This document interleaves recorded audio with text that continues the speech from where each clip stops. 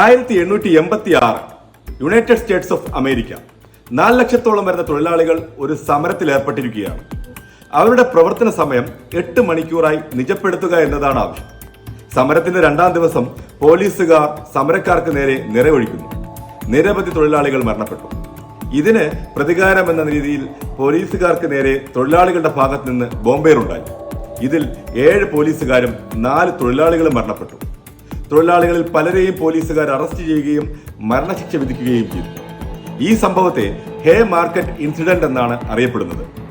ഇതിനുശേഷം 1892 8 മണിക്കൂർ പ്രവർത്തന സമയം എന്നത് യുണൈറ്റഡ് സ്റ്റേറ്റ്സ് ഓഫ് അമേരിക്കയിൽ നിയമമായി മാറി. ഈ ഒരു സംഭവത്തിന് കാരണമായ മെയ് 1 ആ വിപ്ലവത്തെ ലോകത്തുള്ള എല്ലാ തൊഴിലാളികളും മെയ് ദിനമായി ആഘോഷിക്കുന്നു.